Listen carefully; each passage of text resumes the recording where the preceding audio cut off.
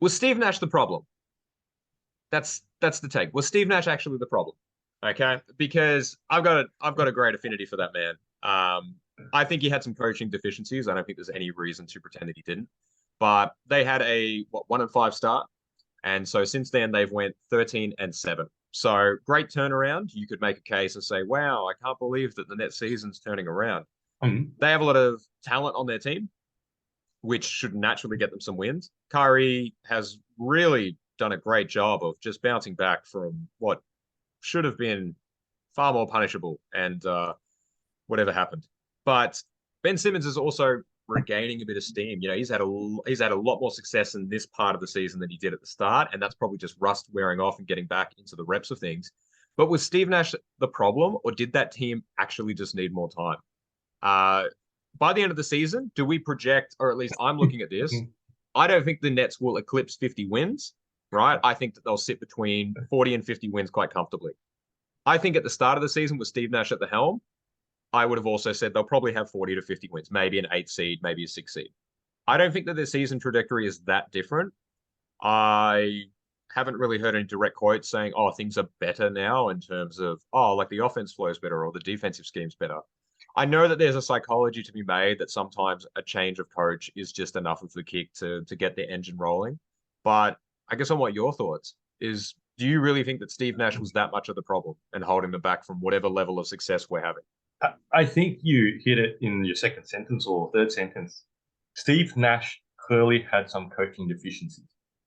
And I think, in part, if we think back to when he was hired by the Brooklyn Nets, there was actually a bit of uproar that, well, not only was he white, that was one of the real media topics at that point, and now there's a much more greater black head coach representation in the NBA, but also his lack of head coaching experience, and how he was fast tracked into this head coaching job. And I think that was, if from a coaching purist point of view, I think, like you said, it was clear that Steve Nash did have some deficiencies. Now, I think that's the first facts of the matter and how you sort of look at it. I think the bigger point, though, and you alluded to it as well, is that when a team has a slow start, someone's head has to roll. I think that's the NBA history. Okay, when your team goes out on a slow start, especially a team that is projected to have a better start, at least start say 500. Okay, and has that talent that we did touch upon earlier in another podcast, that they have all-time talent in KD. Kyrie's arguably top 75 sort of talent. Ben Simmons is, obviously still rounding to form and all that, but they've got veterans as well, and they're not like some of the teams out there that not expected to be competitive.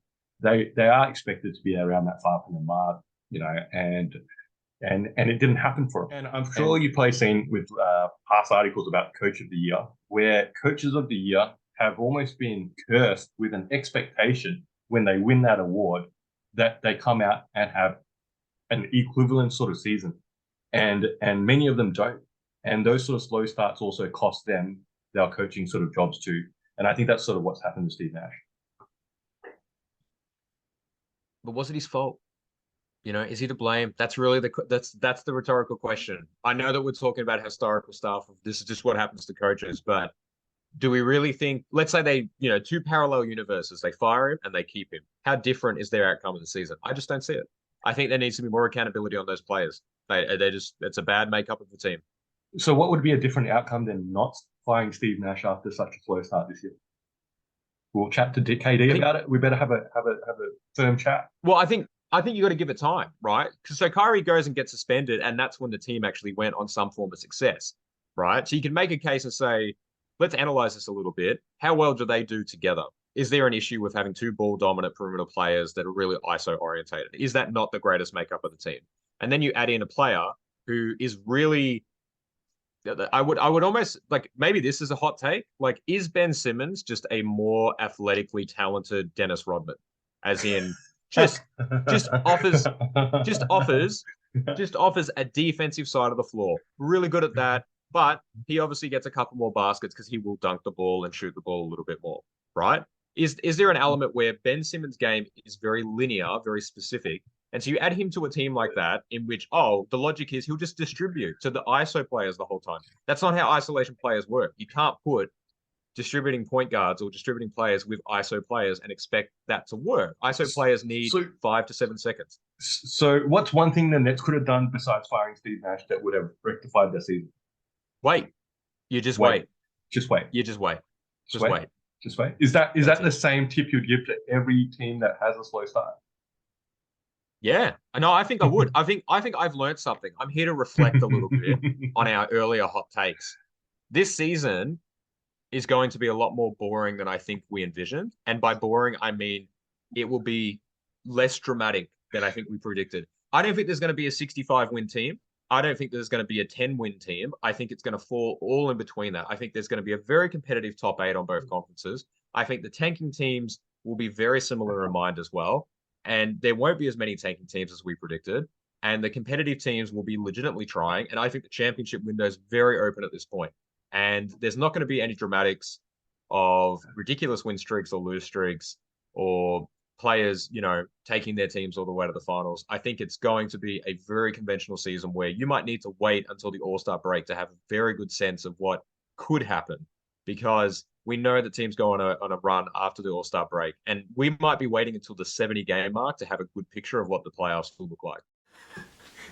Yo, this is Two Guys with Spare Time. I'm Faz, this is Nick.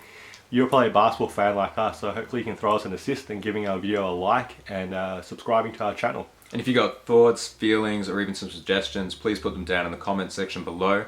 And thank you for using your spare time to watch us in our spare time.